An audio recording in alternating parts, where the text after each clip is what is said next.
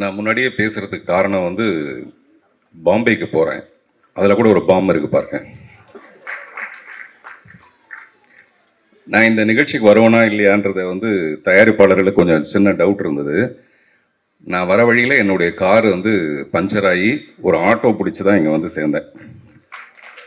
அவ்வளவு முக்கியத்துவம் வந்து இந்த நிகழ்ச்சிக்கு.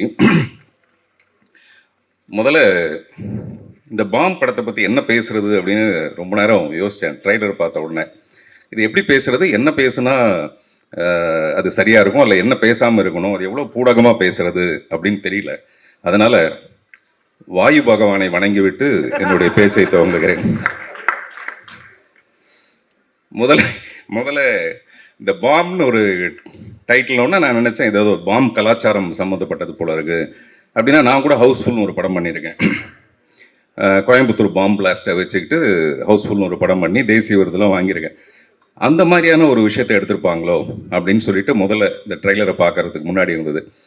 அப்புறம் இந்த மாதிரியான ஒரு டைட்டிலை செலக்ட் பண்ணணுன்னா அந்த டைரக்டர் விஷால் வெங்கட் வந்து பெரிய குசும்பனாக இருக்கணும்னு நினைக்கிறேன். அவர் மிகப்பெரிய குசும்பனாக இருந்தால் மட்டும்தான் இந்த மாதிரி ஒரு டைட்டிலை செலக்ட் பண்ண முடியும். இந்த படத்தை தயாரிக்கணும்னா அந்த தயாரிப்பால் எவ்வளோ பெரிய குசும்பனாக இருக்க முடியும். அவர் சுகுமார் பாலகிருஷ்ணன், அவர் எப்பவுமே வேஷ்டி சட்டையில் இருப்பார். அதுக்கு சம்மந்தம் கிடையாது. நான் சொல்கிறேன், அவர் ஏதோ உப்பு சத்தியாகிரகத்துக்கு போகிற மாதிரியே தான் இருப்பார் எப்போவுமே. நான் அவரை பற்றி அப்புறம் பின்னாடி பேசலாம். இது நிறைய பின்னாடி பேசலாம்னே வர வேண்டியதாக இருக்குதுங்க.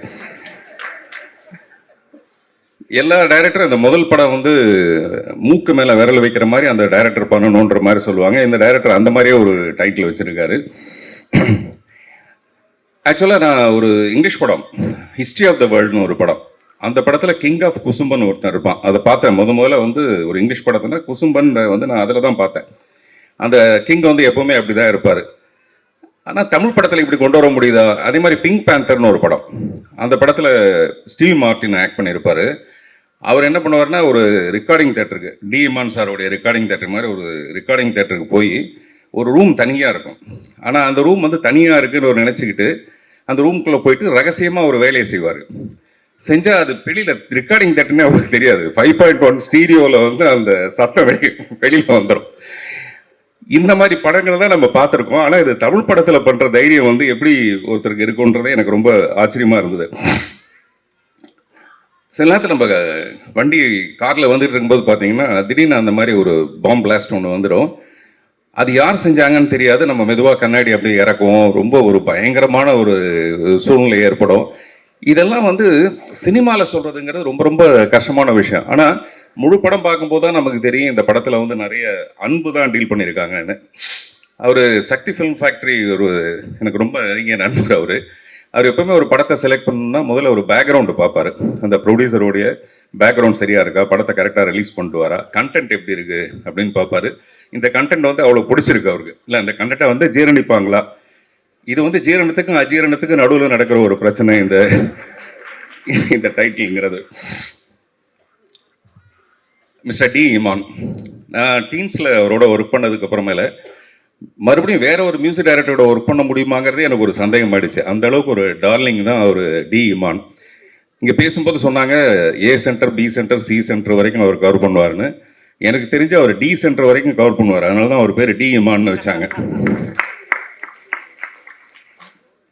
தேவர் மகன் படத்தில் அந்த இஞ்சி இடுப்பழகா சாங்கில் பாட சொல்லும்போது ஏன் நீ பாட மாட்டேங்கிற, இல்லைங்க வெறும் காற்று தான் வருது அப்படின்னு அவங்க சொல்லுவாங்க. அந்த மாதிரி ஒரு சுச்சுவேஷன் இந்த படத்தில் இருக்குமோ, அதுக்கு ஒரு பாட்டு போட்டிருப்பீங்களோ அப்படின்னு நினச்சேன். காத்து வாக்கில் 2 காதல்னு ஒரு படம் வந்தது சமீபத்தில். அந்த மாதிரி இந்த படத்தில் எத்தனை காதல்னு எனக்கு தெரியல. அனைவரும் ஒரு காதலாக தான் இருக்கும். ப்ரொடியூசரை பற்றி சொல்லணுன்னா அவர் மிஸ்டர் சுகுமார் பாலகிருஷ்ணன் வந்து அவர் தான் ப்ரொடியூசர்னு பேர் போட்டிருக்காரு தவிர அது முழுக்க போய். இந்த படத்தோட ப்ரொடியூசர் வந்து சதா சுகுமாரன். நான் ஏதோ பேரை தப்பாக சொல்ல நினச்சிக்காதீங்க, கரெக்டாக தான் சொல்லுவேன் நான். ஆமாம், ஏன்னா அவர் மிஸ்டர் சுகுமார் வந்து என்கிட்ட பேசும்போது சதா அவங்க பேரை பற்றி தான் சொல்லிட்டு இருப்பார். அதனால அது சுதா கிடையாது, வெறும் சதா சுகுமார். அது உங்களுக்கு தெரியாதுங்க, மேடம் வந்து அப்படி ஒரு டேஸ்ட்டுங்க, மேடம் வந்து அது மேடம் தாங்க எல்லாத்தையும் டிசைட் பண்ணுவாங்க, மேடம் தான் உண்மையிலேயே எல்லார் வீட்லையும் மேடம் தான் டிசைட் பண்ணுவாங்க. ஆனால் அது தைரியம் இல்லை ஒரு ஆம்பளைக்கு சொல்றதுக்கு. அதனால மேடம் தான், மேடம் சிரிக்கிறது பெரிய விஷயம் இல்லை. இன்னமும் கல்யாணம் ஆகி இத்தனை வருஷம் கழிச்சு இன்னும் அவர் சிரிச்சிட்டு இருக்காருன்னா டெஃபினட்டா அது காரணம் வந்து இந்த படத்தில் நடித்த ஒரு மிஸ்டர் காளி வெங்கட், நிறைய பேர் எல்லாருமே வந்து ரொம்ப கஷ்டப்பட்டு ஒரு ஒரு நிலைக்கு வந்திருக்காங்க. அந்த நிலைக்கு காரணமாக அவர் விஷால் வெங்கட்டுக்கு வந்து பாராட்டுகள். இதில் நிறைய பேருக்கு வந்து முக்கியமான பாத்திரங்கள் கொடுத்ததுக்கு. மிஸ்டர் அர்ஜுன் தாஸ் வந்து எனக்கு தெரிஞ்சு நான் கமல் சாரை ரொம்ப ரசிச்சிருக்கேன். சின்ன வயசுலேருந்தே நான் வந்து சினிமாவுக்கு வரதுக்கான இன்ஸ்பிரேஷன் வந்து கமல் சார் தான். இது நிறைய மேடையில் சொல்லியிருப்பேன். சமீப காலமாக இப்போ வந்திருக்க நடிகர்கள்லேயே என்ன ரொம்ப இன்ஸ்பயர் பண்ணுறது வந்து Arjun Das. Very promising actor.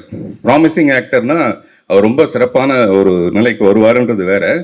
இன்னொரு விஷயம் பார்த்தீங்கன்னா, மாப்பிள்ளை மாதிரி வந்திருக்காருல, நிறைய பொண்ணுக்கு அவர் ப்ராமிஸ் பண்ணியிருப்பாரு. நான் உன்னை கல்யாணம் பண்ணிக்கிறேன், நான் உன்னை கல்யாணம் பண்ணிக்கிறேன், நான் உன்னை கல்யாணம் பண்ணிக்கிறேன், நிறைய பேருக்கு ப்ராமிஸ் பண்ணியிருப்பாரு. அதனால அவர் ஒரு ப்ராமிசிங் ஆக்டர்னு சொல்லலாம். சார் சும்மா கூச்சப்படுற மாதிரி நடிக்காதீங்க சார். நமக்கும் தெரியல, அதெல்லாம் கிராஸ் பண்ணி தானே வந்திருக்கோம். நீங்கள் குட் பை டாக்லி பார்த்தீங்கன்னா எல்லாரும் வந்து அஜித் சாரை ரசிச்சிட்டு இருக்கும்போது நான் நினைக்கிறேன் அஜித் சார் படம் பார்க்கும்போது அர்ஜுன் தாஸை ரசிச்சிருப்பாருன்ட்டு. ஏன்னா அப்படி ஒரு காம்படிஷன், அப்படி ஒரு பியூட்டிஃபுல்லாக பண்ணியிருந்தார் அந்த படத்தில். நான் பொதுவாக கதை எழுதினேன்னா வந்து ஹீரோயினை மட்டும்தான் கவனத்தில் வச்சுக்குவேன். இந்த ஹீரோயினுக்கு இப்படி ஒரு சீன் பண்ணலாமா அப்படின்ட்டு. பட் என்னுடைய கெட்ட நேரம் பாருங்க, அர்ஜுன் தாஸை வச்சு நான் வந்து ஒரு படம் பண்ணலாமா அப்படின்னு. கெட்ட நேரம் நான் சொல்றது சந்தோஷத்தில் சொல்கிறேன்.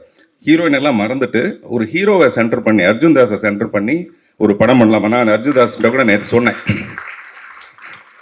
அதுக்கான வாய்ப்பு இப்பவே அவர் சொல்றாரு ஜூன் வரைக்கும் டேட் இல்லைங்கன்றாரு. இந்த படம் வந்ததுன்னா 27 ஜூன் வரைக்கும் டேட் இல்லைன்னு சொல்லுவாரு. சில நேரத்தில் தோத்து போனா கூட பரவாயில்ல, நம்ம ஆசைப்படுறதுல ஒன்றும் பெரிய தப்பு இல்லை. அதனால நான் கதை சொல்றேன். சிவாத்மிகா வந்து நான் சின்ன பையனால பார்த்துருக்கேன். இல்லை, அவங்க ரொம்ப சின்ன பொண்ணா இருக்கும் போதுலேருந்து நான் பார்த்துருக்கேன். இந்த ஷாக் இருக்கு இல்லையா, அந்த ஷாக்காக தான் நான் அப்படி சொன்னேன். நான் ரொம்ப ஆசைப்பட்டேன் அவங்க டெஃபினட்டாக ரொம்ப சிறப்பான ஒரு நிலைமைக்கு வருவாங்க. அது இந்த படத்துக்கு அப்புறமேல வரும்போது சந்தோஷமாக இருக்கும். அதே மாதிரி பொதுவாக ஒரு படம் வந்ததுக்கு அப்புறமேல இந்த படத்தோட வெற்றியை பற்றி எல்லாரும் குசு குசுன்னு பேசுவாங்கன்னு நினைக்கிறேன். இந்த படம் நல்லா இருக்குது, டெஃபினட்டாக பாருங்கள் அப்படின்னு காதோட காது வச்சு குசு குசுன்னு பேசுவாங்கன்னு நான் நினைக்கிறேன். அதே மாதிரி சில படங்களை வந்து நம்ம அப்புறம் பார்த்துக்கலான்னு விடுவோம்ல, அந்த மாதிரி இந்த படத்தை பின்னால் பார்த்துக்கலான்னு விட்டுற வேண்டாம் யாரும். இந்த படம் உடனே வெற்றி அடைஞ்சதுன்னா, இப்போ கூட ஒரு சக்தி சார் சொன்னார், ஒரு பெரிய சேனல் ஒன்று தொடங்க போகிறாங்க. அதில் கூட பார்த்தீங்கன்னா பெண்களுக்கு தான் முக்கியத்துவம். நான் முதல்ல சொன்னேன் இல்லைங்களா, அதே சதா கதை தான் அது. அதனால் பெண்களுக்கு தான் அதில் முக்கியத்துவம். இந்த ப்ரொடியூசர் வந்து நிறைய படம் பண்ணுவாங்க, அதுக்காகவாது டெஃபினட்டாக இந்த படம் வெற்றி அடையணும். அப்படி நிறைய படம் பண்ணும்போது பொதுவாக ஒரு படம் வெற்றி அடைஞ்சதுன்னா பார்ட் 1, பார்ட் 2, பார்ட் 3ன்னு எடுப்பாங்க இல்லையா. இந்த படத்தை பார்ட் 1, பார்ட் 2, பார்ட் 3 அப்படின்னு எடுப்பாங்க. நன்றி, வணக்கம். நான் கொஞ்சம் முன்னாடி கிளம்ப வேண்டியதாக இருக்குது. எல்லாருக்கும் நன்றி. தேங்க்யூ.